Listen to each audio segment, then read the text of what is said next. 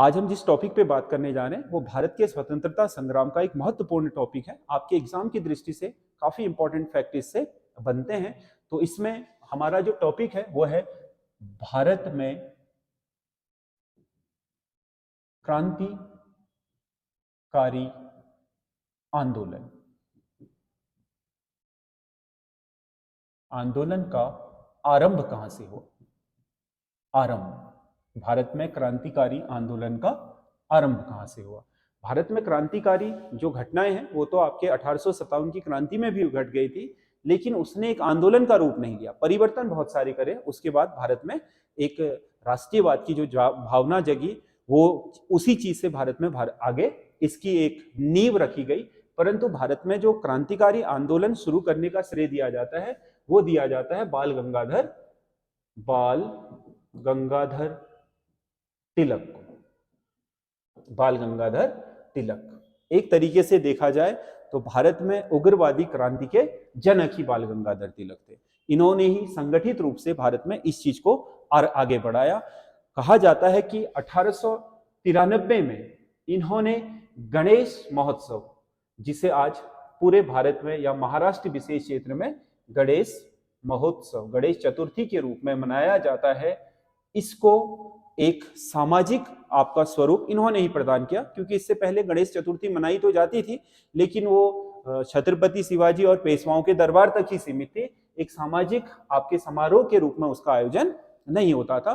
तो सामाजिक समारोह के रूप में उसका आंदोलन आरंभ करने का श्रेय बाल गंगाधर तिलक को दिया जाता है। बाल गंगाधर तिलक ने 1893 में आपका गणेश महोत्सव और उसके बाद 1895 में शिवाजी महोत्सव, 1895 में शिवाजी महोत्सव, ये दोनों ही आपके जो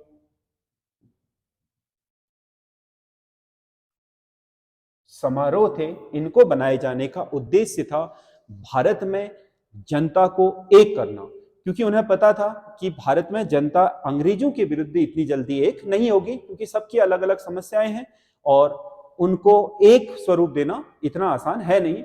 तो उन्होंने क्योंकि देख लिया था 1885 से लेकर के 1895 तक एक दशक पूरा गुजर चुका था और अपेक्षित परिणाम मिल नहीं रहे थे। मांग और जो भी याचना की राजनीति है उसका आरोप बाल गंगाधर तिलक ने ही लगाया भारतीय राष्ट्रीय कांग्रेस पर।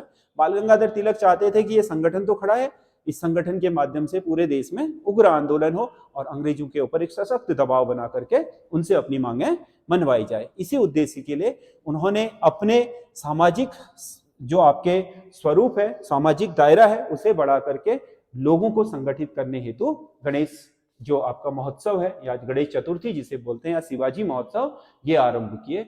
और कहा जाता है कि इन्हीं में उन्होंने भाषण देना शुरू करा था कि अब अनुनय विनय नहीं बल्कि युयुत्सा, यानी कि अब जो हम आज तक आपसे विनय पूर्वक मांग रहे थे, आपसे याचना कर रहे थे, उसकी जगह अब हम लड़ करके लेंगे या लड़ने की जो इच्छा है वो हमारी अब शुरू हो गई है। तो कहा जाता है कि इससे बहुत बड़ा परिवर्तन हुआ।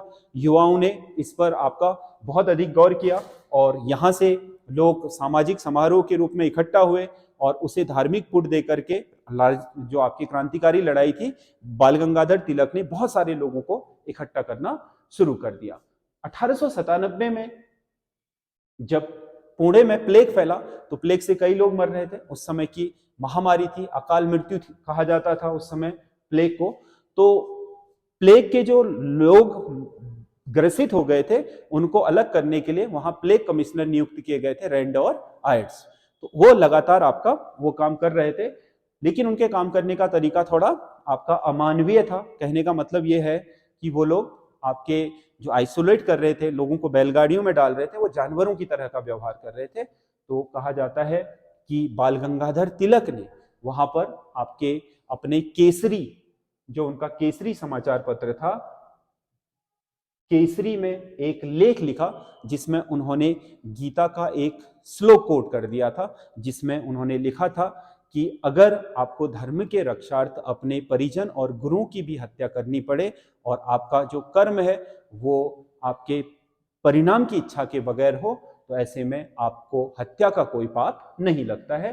तो उसी से उत्साहित होकर के महाराष्ट्र के चित पावन ब्राह्मण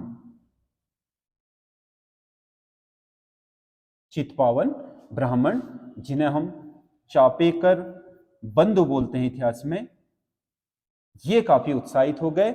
और चापेकर बंधु दो भाई थे, बालकृष्ण चापेकर और दामोदर चापेकर। उन्होंने जाकर के रैंड और एम्स्टर्ड की हत्या कर दी। तो भारत में 1897 में ये पहली क्रांतिकारी घटना थी, पहली राजनीतिक हत्या थी, जिसके लिए इन दोनों को तो फांसी हुई और बाल गंगाधर तिलक पर इन्हें भड़काने के लिए मुकदमा दर्ज हुआ। बाद में 1908 में इन्हें सजा भी हो गई थी, यरबदा जेल में आपके 8 साल के लिए उन्हें भेज दिया गया था। तो वो मुकदमा इसी के लिए था। और दूसरा, यहां से जो चीज चिंगारी भड़की, उसने महाराष्ट्र, बंगाल, पंजाब और विदेशों में भी क्रांतिकारी संगठनों को जन्म दिया। महाराष्ट्र में जो पहला क्रांतिकारी संगठन बना था, मित्र मेला संगठन, मित्र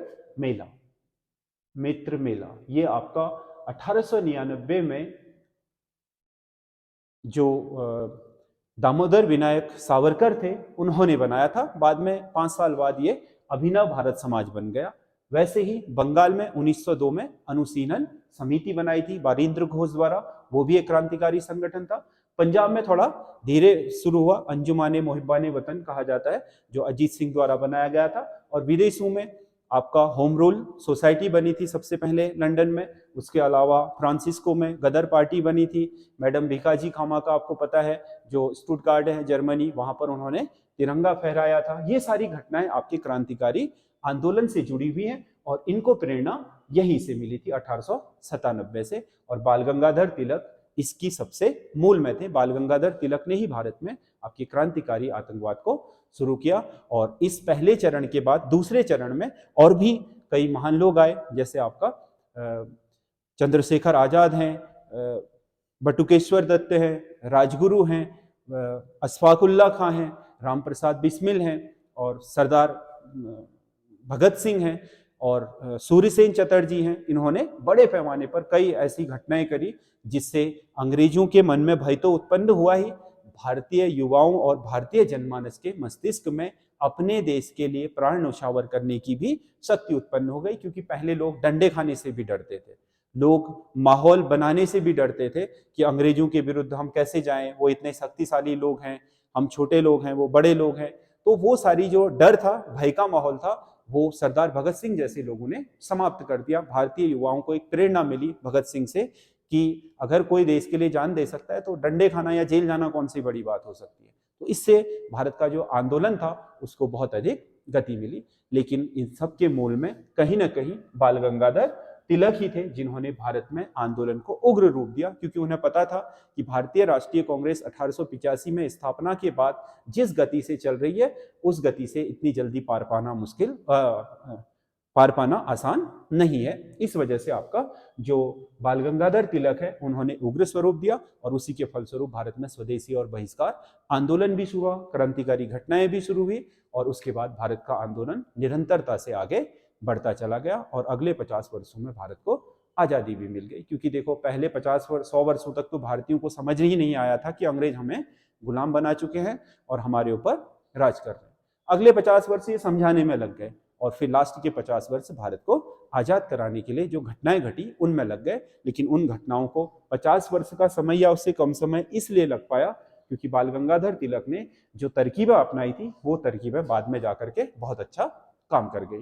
तो भारत में क्रांतिकारी जो आतंकवाद है या क्रांतिकारी जो आंदोलन है, उसकी शुरुआत 1890 के दशक में बाल गंगाधर तिलक के नेतृत्व में हुई थी।